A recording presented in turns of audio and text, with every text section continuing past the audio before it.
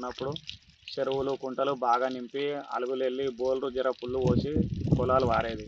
ఇప్పుడు పోయిన సంవత్సరము 4 ఎకరాలు వేస్తే 2 ఎకరాలన్నర పొలం ఎండిపోయింది. మొత్తము గోల్రక అమ్మేసుకున్నాము. పోయిన సంవత్సరము పెట్టుబడులన్నీ మీద పడ్డాయి, అప్పులపాలైనాం.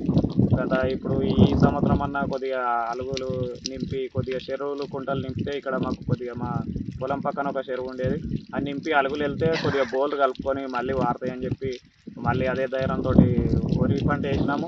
మళ్ళీ అదే నెలలో ఒక నెల పోయిన నెలలో ఒక సంవత్సరం పోయిన సంవత్సరంలోనే ఒక నెల ముందు ఎండిపోయింది. ఇప్పుడేమో ఇంకో నెల ముందే ఇంకా వెనకకు తగ్గి ఉన్న పొలం ఎండిపోనికి వచ్చింది. ఇప్పుడు ఒక ట్రిప్కి వచ్చి 2000 నుంచి 3000 పెట్టి ఒక ట్రిప్ నీళ్ళు తీసుకొచ్చి పోస్తున్నాం మేము. ఇది పోస్తే ఈ పారి పండదా తెలియదు. ఈ కాంగ్రెస్ ప్రభుత్వంలో రైతులు రాజులు అవుతారని చెప్పి అది ఇది అని చెప్పి అన్ని నమ్మి చెక్ చేసారు. రైతు భరోసా అన్నారు, అది లేదు ఇది లేదు.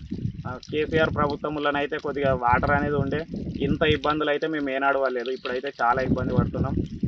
ఏదన్నా ఉంటే కొద్దిగా సహకరిస్తారని చెప్పి మాకు ఇక్కడ ఈ గత 10 సంవత్సరాలలోనైతే ఇంత ఇబ్బందులు పడలేదు. పక్కన కుంటలకి వెళ్ళి ఆ మూటలు ఈ మూటలు వేసి పారించుకున్నాం. ఇప్పుడైతే అవి లేవు ఇవి లేవు, మొత్తం చెట్లు ఎండిపోయినాయి. ఇక్కడ వాటర్ అనేది లేదు, చాలా ఇబ్బంది అవుతుంది. ఇక్కడ మాకు దగ్గర 100 ఎకరాల దాకా ఉంటుంది. ఇటు సైడ్ ఒక చెరువు కుంట లేదు, ఒక కాలువ లేదు. అప్పుడు ఉన్న చెరువులను నింపితే అందులోకెళ్ళి పైపులు వేసుకునేది. ఇప్పుడైతే అవి లేవు ఇవి లేవు, చాలా ఇబ్బంది పడుతున్నాం. అప్పులు తెచ్చి పొలం వేసుకున్నాం. బోర్లు నీళ్ళు వస్తలేవు. దాకా ట్యాంకర్ వేసుకొని 2000 3000 పెట్టి ట్యాంకర్ వేసుకొని పొలం పారిస్తున్నాం. ఇప్పుడు రోజుకు 5 ట్యాంకర్లు వస్తాయి.